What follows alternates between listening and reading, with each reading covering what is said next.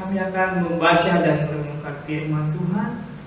Kiranya setiap kami yang mendengarkan, yang sudah siap untuk diberkati firman Tuhan, Tuhan boleh kuatkan kami, dan kiranya firman yang kami dengar sungguh-sungguh benar-benar tumbuh dalam hidup kami, sungguh-sungguh berakar di dalam hidup kami, sehingga dengan firman Tuhan yang kami dengar ini, iman kami tetap kuat dan kokoh dalam situasi dan kondisi apapun. Terima kasih Tuhan, berbicaralah kepada kami, karena kami sudah siap untuk diberkati firman Tuhan. Dalam nama Yesus kami berdoa, yang percaya katakan amin. Bapak Ibu yang diberkati oleh Tuhan, puji nama Tuhan. Malam ini kita akan bertemu kembali. 2 malam sudah kita tidak bertemu, karena kami harus mengikuti dari Palembang. Malam ini kita membaca firman Tuhan dari Bilangan pasal yang 22. Di depan layar kita sudah ada beberapa ayat yang kita mau baca pada malam hari ini. Bilangan pasal 22 ayat 2 dan beberapa ayat kita akan baca dari kitab Bilangan pasal 22 ini. Demikian bunyi firman Tuhan, Balak bin Zipor melihat segala yang dilakukan Israel kepada orang Amori. Maka sangat gentarlah orang Moab terhadap bangsa itu, karena jumlahnya banyak. Lalu muak dan takutlah orang Moab karena orang Israel.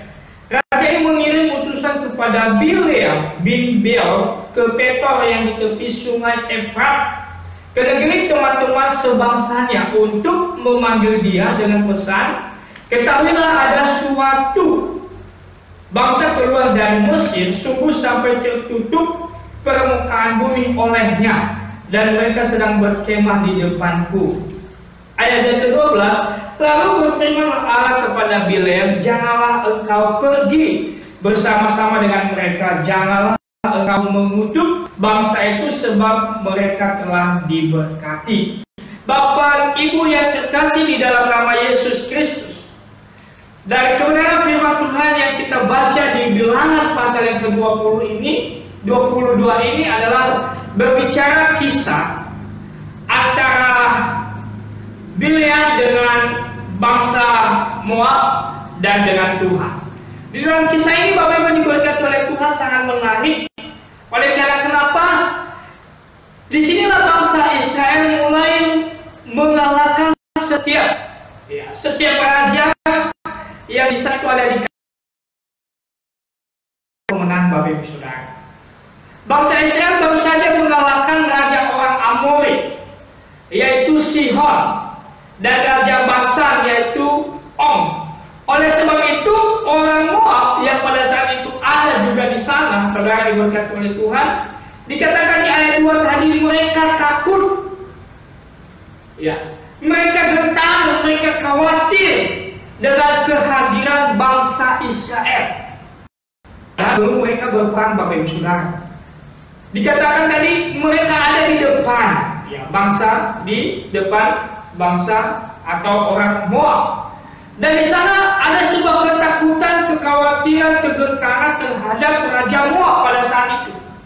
Bapak Ibu Saudara diberkati oleh Tuhan, ini belum terjadi perang, tapi kehadiran bangsa Israel sudah menjadi kegentaran di tengah-tengah orang, di tengah-tengah bangsa yang ada di sekitar dia.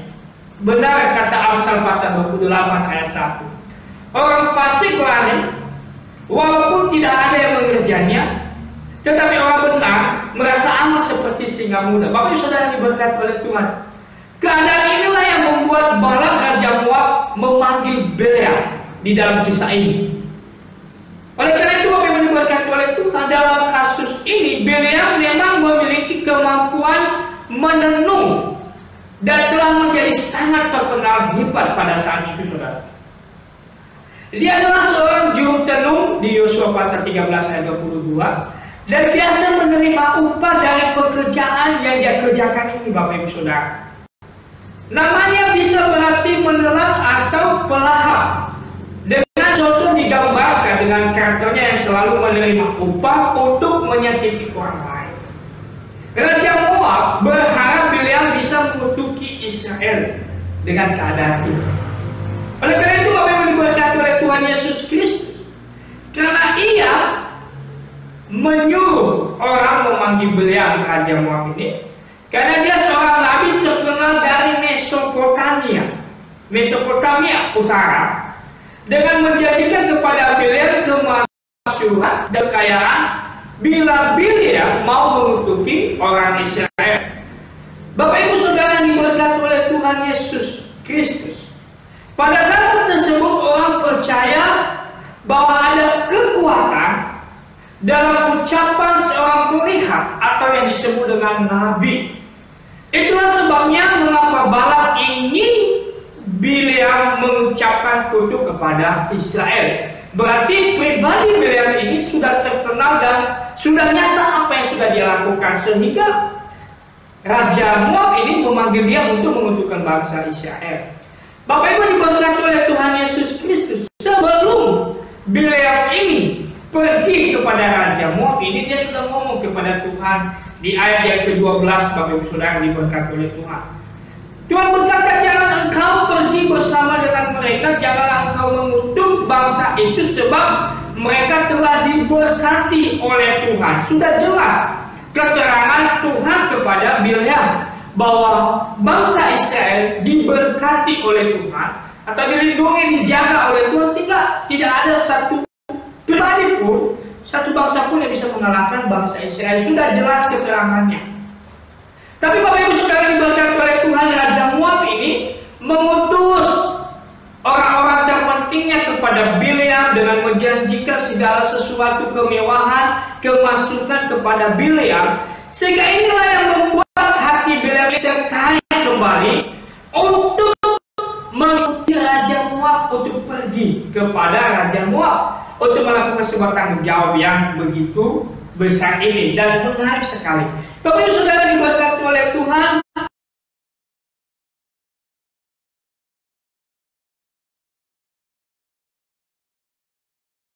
kuda Bileam dengan Bileam sendiri, keledai Bileam sendiri.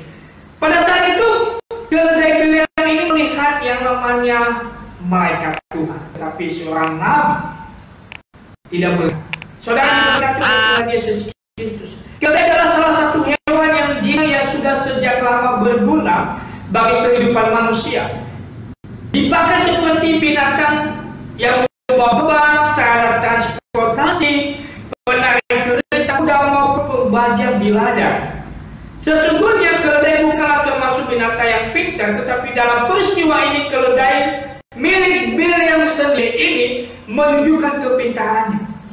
Saudara diberkati oleh nama Tuhan Yesus Kristus, ini terjadi bukan karena sebuah kebetulan, tetapi terjadi karena Tuhan bekerja lewat keledai Bileam ini. Ketika Tuhan membuka mulut keledai ini sehingga ia berkata kepada Bileam, apakah yang kau lakukan kepadaku sampai kau mengulang 3 kali? Saudara diberkati oleh Tuhan Yesus Kristus. Percakapan antara Bileam dengan keledainya ini terjadi bukan hanya karena Bileam telah memukul keledainya, tetapi ada suatu maksud Tuhan karena kepergian Bileam kepada Raja Moab yang tadinya Tuhan sudah yang disampaikan oleh orang-orang dari Raja Moab kepada Bileam, sehingga hati Bileam berbalik untuk mengikuti keinginannya untuk pergi ke Raja Moab. Jadi di tengah jalan yang terjadi peristiwa di tengah jalan ini adalah sebuah peristiwa di mana Tuhan menunjukkan kepada Bileam bahwa tanpa kamu pun Tuhan boleh memakai cara lain untuk menegur Bileam sendiri, yaitu keledainya sendiri. Tuhan membuka mulut keledai sehingga bisa berbicara, menegur dan mengingatkan Bileam atas perbuatannya yang jahat di hadapan Tuhan. Bayangkan saudara diberkati oleh Tuhan, seekor binatang saja Tuhan boleh pakai mengingatkan nabi ini yang bernama Bileam, mengingatkannya. Saudara diberkati oleh Tuhan Yesus Kristus, peristiwa yang sangat-sangat menarik ini Tuhan juga mau berbicara kepada kita bahwa Tuhan boleh pakai cara, banyak cara untuk mengingatkan saya dan Bapak Ibu dan saudara-saudara semuanya. Jika kita melakukan sebuah tindakan yang salah, jika hati kita sudah mulai berubah dari Tuhan, jika langkah kita sudah mulai salah ketika kita melangkah hanya untuk untuk kepentingan diri kita, hanya untuk keuntungan diri kita, hanya untuk mau memiliki segala sesuatunya, dibandingkan kita mengikuti perintah daripada Tuhan, dibandingkan kita taat dan mau setia kepada Tuhan. Apa yang dialami oleh Bileam di tengah jalannya, keledainya pun boleh Tuhan pakai berbicara dengan dia. Saudara diberkati oleh Tuhan Yesus Kristus. Ini dahsyat saudara. Binatang boleh berbicara kepada manusia. Itu pekerjaan Tuhan. Saudara diberkati oleh Tuhan Yesus Kristus. Jika kita selanjutnya bahwa Bileam memang disuruh Tuhan untuk melanjutkan perjalanannya dengan satu catatan. Tuhan berkata, kamu harus membicarakan firman, kamu harus membicarakan kebenaran. Sehingga kehadiran Bileam kepada Raja Moab justru dari niat mengutuki malah memberkati orang Israel. Inilah kuasa Allah, Bapak Ibu Saudara. Dari niat mengutuki bahkan memberkati. Saudara diberkati oleh Tuhan Yesus Kristus. Terkadang dalam hidup kita juga, musuh kita yang kita anggap benar-benar kejam, tapi terkadang Tuhan boleh pakai untuk membuat kita berpikir ulang, untuk membuat kita bertobat dari pikiran yang salah. Terkadang musuh kita sudah bertobat, tapi kita masih memikirkan pikiran yang jahat terhadap musuh kita, bahwa dia orang jahat. Tapi terkadang dia sudah bertobat, sudah dipulihkan oleh Tuhan. Terkadang kita masih belum dipulihkan oleh Tuhan. Terkadang orang yang ada di sekitar kita menjadi berkat bagi kita, lewat perkataan, lewat materi, lewat tingkah lakunya. Tapi terkadang kita yang rohani, yang suci, yang pintar, belum tentu kita seperti orang yang sudah diubahkan oleh Tuhan. Saudara diberkati oleh Tuhan Yesus Kristus. Sebagai hamba Tuhan, saya mengingatkan kita, terkadang pengetahuan kita, terkadang pemahaman kita, terkadang gengsinya kita lah yang membuat kita terkadang tidak melihat pekerjaan Tuhan bagi orang lain, tidak melihat Tuhan bekerja bagi pribadi orang lain, karena kita membentengi diri dengan kepintaran dan segala sesuatu yang kita miliki. Oleh karena itu kita belajar dari Bileam, saudara diberkati oleh Tuhan, dan kepada Raja Moab.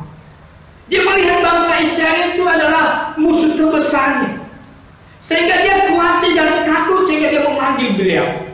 Tetapi orang yang dia harapkan untuk mengutuki bangsa Israel, Raja Moab yang menaruh harapannya kepada Bileam untuk mengikuti bangsa Israel, justru peristiwanya terbalik, justru memberkati orang Israel. Padahal di ayat yang ke-12 Tuhan sudah melarang Bileam bahwa itu orang yang sudah saya berkati, jangan kamu ganggu. Saudara diberkati oleh Tuhan Yesus Kristus. Jika berkat itu menjadi bagian kita, saudara, jika berkat itu sudah Tuhan khususkan untuk saya dan Bapak Ibu, baik dari segi materi, kesehatan, dan apapun, Tuhan boleh melewatkan kita. Tidak ada satu orang pun yang boleh menghalanginya. Penyakit ini pun, kalau Tuhan sudah melindungi, menjaga kita, memegang hidup kita, penyakit itu tidak akan bisa sampai sama kita. Asalkan apa, saudara? Asalkan engkau taat, asalkan engkau benar-benar tunduk, asalkan engkau benar-benar mengandalkan Tuhan. Dengan cara apa kita sekarang ini taat? Mungkin dengan kita mengikuti aturan-aturan pemerintah, mungkin dengan kita membaca firman Tuhan, Tuhan menegur kita. Kita di situ diingatkan oleh Tuhan, diproses oleh Tuhan, supaya apa? Supaya benar-benar kita mengalami perlindungan Tuhan, supaya benar-benar kita berada dalam pagar yang sudah Tuhan berikan. Tapi terkadang pagar yang sudah Tuhan berikan, kita lari, kita keluar, kita melompat dari pagar itu, sehingga ketika kita melompat, kita keluar, kita merasakan banyak masalah, ada kekacauan, tidak sesuai dengan keinginan, kita mau menyalahkan Tuhan, kita mau kembali kepada Tuhan. Saudara diberkati oleh Tuhan, terkadang persoalan dalam hidup kita karena perbuatan kita sendiri. Terkadang terjadi malapetaka dalam hidup kita karena masalah, karena perbuatan kita sendiri.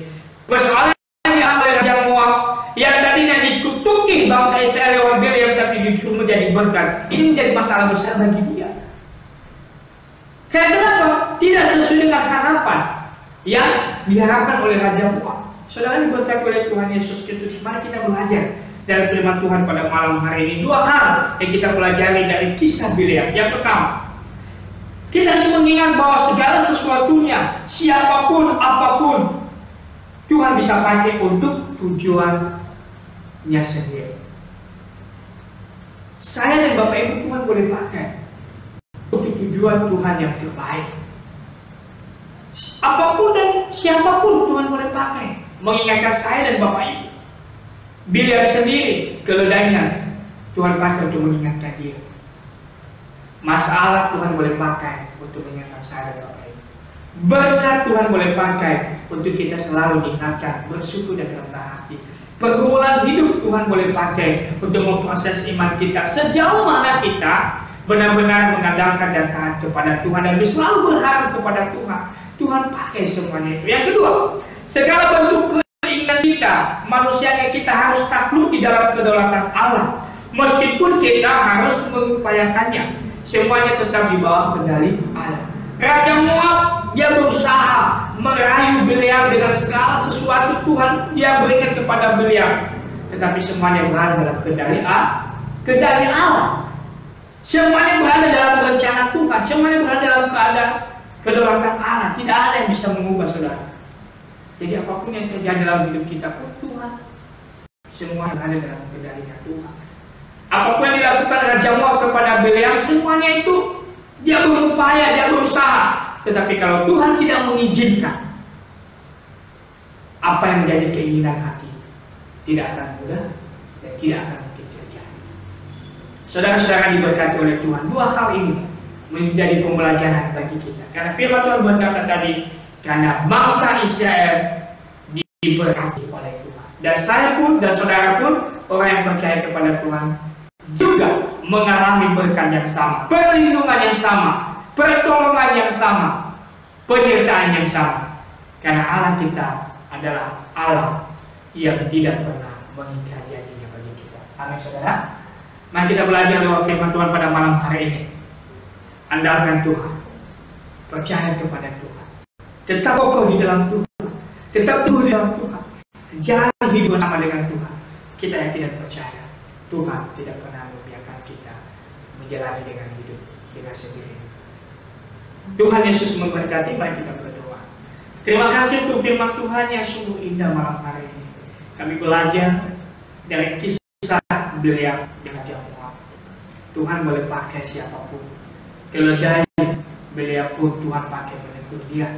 Raja Moab keinginan hatinya pun yang jahat, Tuhan boleh jadikan menjadi berkat bagi bangsa Israel lewat Bileam. Tuhan sungguh ajaib, dahsyat dan berkat.